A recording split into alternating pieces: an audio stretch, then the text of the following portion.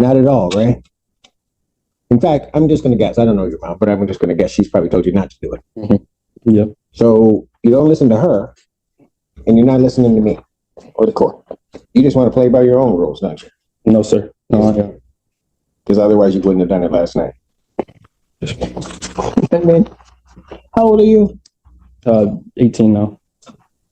When was your birthday? December 21st, 2006. It's my birthday. So we turned 18. This, as I told the court, it was charged originally in a juvenile matter, and then it was dismissed, and they recharged as adult. So, you understand, young man, that you are facing a life offense.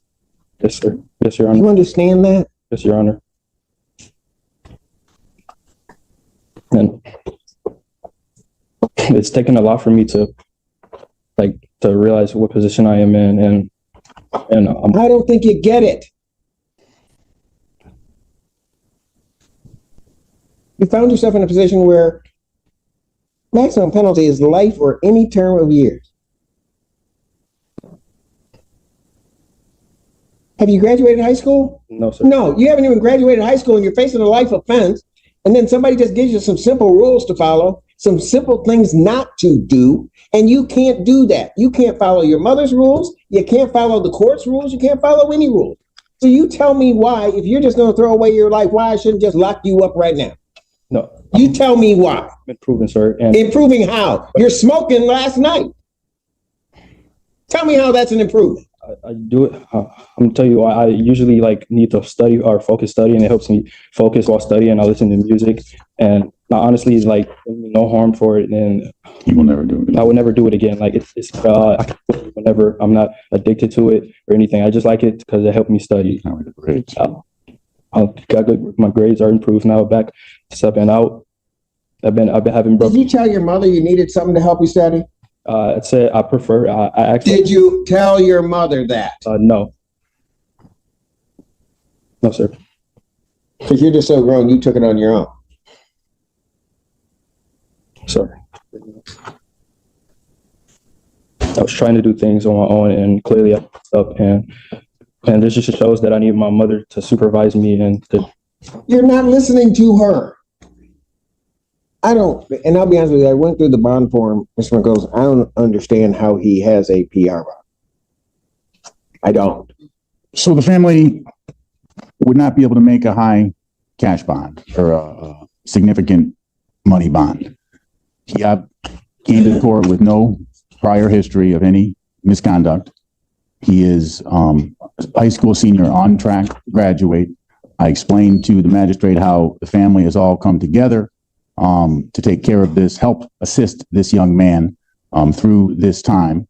He's on a tether, on house arrest. All he is able to do is go to school and church. And I believe those are the two places that he's gone to. Yeah, those are two places that I've only been. He is not a risk of committing any offenses. He's not a risk of. Yes, he is. Because he did it already. It's possible, and not to excuse anything here, Judge, but it's possible that I didn't explain the conditions sufficiently to this young man. How's that feel with your sword in your chest? I don't think I understand the court. I don't mind attorneys falling on the sword for their client, but this young man is not listening. He is not. He is just going to decide to do things his way. And I think his problem is he's running to the wrong judge to try to do stuff his own way.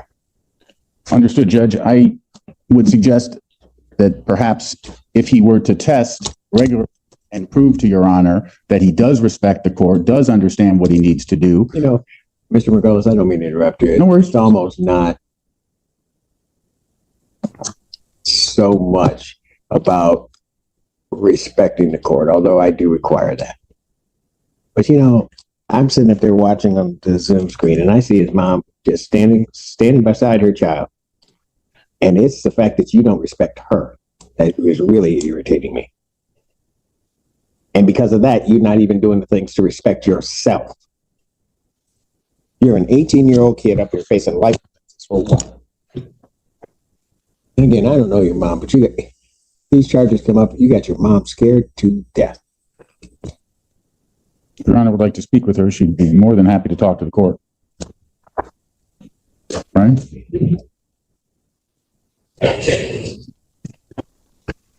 I'll tell you what, I'll hear from mom on.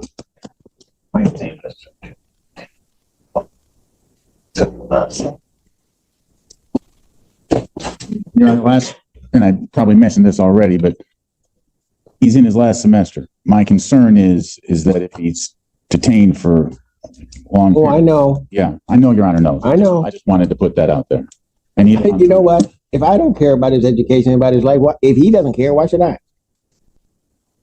I think he does care. I think he's just made some mistakes. And He's not listening. He's never talked to you before. Oh, I can tell. Meaning he's listening to you, Judge. Mom, is there anything you want to say? I know this is not. Excuse me one moment. Oh, yes. Please.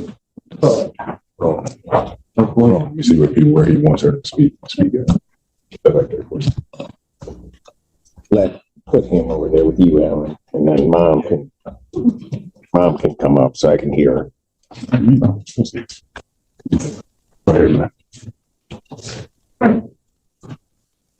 can come on up. State your name. Nicole Barrow. All right. What do you want? What do you want to tell me? I know most moms will say that they have like a good kid and they give you this long spiel and then they do something bad and they're like, oh no, you should believe it. When I tell you, like, I'm in shock, utter shock. He was really a good kid and still is. I did not know. I knew he had a vape, but it wasn't marijuana. And I did tell him it was bad for his lungs. Prior to that, he was my only child that I knew for sure was going somewhere. He's never smoked, never been in any trouble. Him and his brother had started a business where they were selling hoodies in school. He would even be the one, helping me around the house. He's got a brother 16 months apart from him. I moved up to Ann Arbor 8 years ago so that he could go to a baccalaureate school because my two oldest children went to Cass Tech. His older brother went to Eastern and somebody laced his weed and sent him on a trip. By the grace of God, he came back. He's got a degree now. He's going to U of M this fall for software engineering. He even got a STEM scholarship. So that was the example that I was showing my younger children. Don't smoke weed. Don't hang out with these kids. Started hanging with some new kids that were older than him in college. And then I think turning 18, he thought he could, Just be rebellious and grown. Yeah. And not knowing. I just ask that the court show mercy. And I know this isn't something light or to be taken lightly, the charges that he's facing. We don't consider it lightly. We come from a good background. Our family, civil rights activists. I don't know if you ever heard of Willie Barrow. Okay. My aunt. Yes. Joe Lewis, my great uncle. I'm doing well at Blue Cross. I'm making a name for myself with the CEO. I'm back in school. Ma'am, So he comes from a good stop family. you. I'm sorry. I do not doubt that at all. Yeah. So it's hard. I do not doubt that you as a mom have tried to do everything within your power to give him the tools and everything else so he could succeed. That is not a doubt. Like I said, I don't know you, but when I saw you on the screen, it wouldn't be easy for you, but if you just walked away from your kid that might have done wrong, I don't know that anybody would blame you necessarily. You didn't do that. You were standing cheek to cheek with him. Yeah. So understand any decision that I make, it's no reflection on you. Sure. I understand. But what I also understand is I've been doing this long enough to realize if he keeps getting away with this stuff, he's either going to end up in prison or in a casket. Don't shake your head because you have no idea.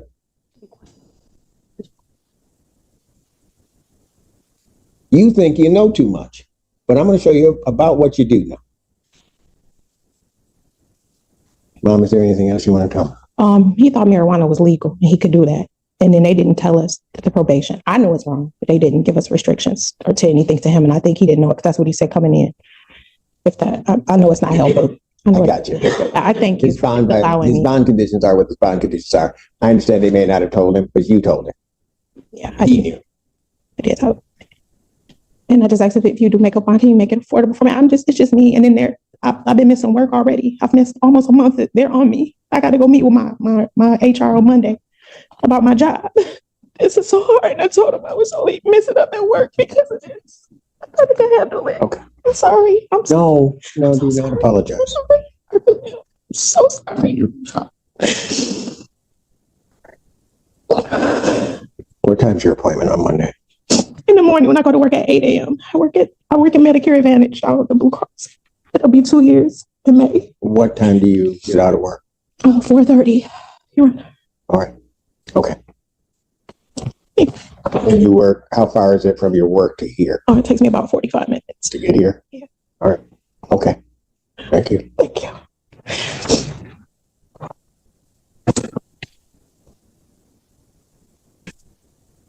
Anything else from either side before I do what I'm going to do? Your Honor, the people's original request was for $25,000. That was before people were aware of the violation with the marijuana. This time people will be requesting refunded for the violation. I know the court indicated I've gone through the bond request form. I know my colleague did a fantastic job outlining all the facts. I did just want to again emphasize the severe injuries and assault that occurred on one of the victims here with the broken nose, chipped tooth. She was bitten her hand. She was trying to fight the defendant for control of the car keys. I think remand is appropriate at this time. Margolis? I have nothing additional to add, Judge. This isn't the time to talk about the facts. We do have compelling defenses to this case, but I'm not going to get into them now. This is the first offense, first charge of the lifetime for this young man. The family does not have money to pay a high bond. I would, if Your Honor was going to change the bond, I would suggest something in the range of 10 to 25,000, 10% if possible.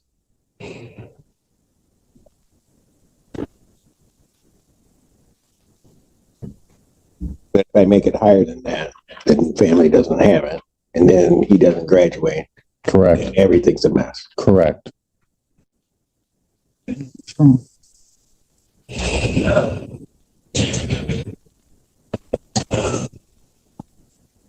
Anything you want to say? Hold on. Give me. I just want to say that I do learn from my mistakes. I'm getting closer to God. I know I do look at my mistakes and I know it impacts my family and I know it impacts my mother and it really breaks my heart. I've been improving. I've been improving in school, my business. I'm helping opening up a business today actually for pregnant women for a pregnancy pillow. I'm trying to do the right thing and I won't smoke again. That's no problem for me to not smoke again. I won't other than that, I've been following my probation rules. I've been texting my probation officer. I've not committed any other violations. I've been going to school on time. And I really apologize to the court. I'm sorry. I apologize to you. And that's it. You know something? I'm sitting there listening to your mother, and then understand something. You will never, ever possess the right to break her heart. You just don't have that right.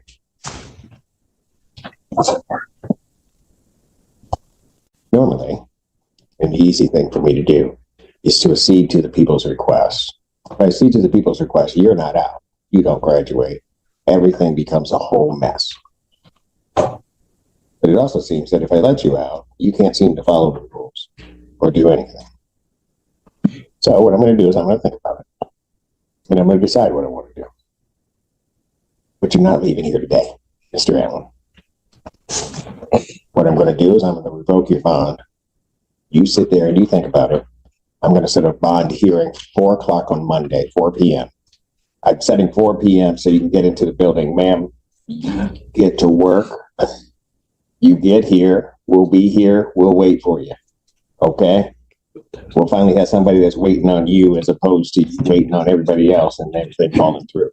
But what you're going to do, young man, since you can't seem to understand what kind of life you're kind of headed to, you ever been in jail?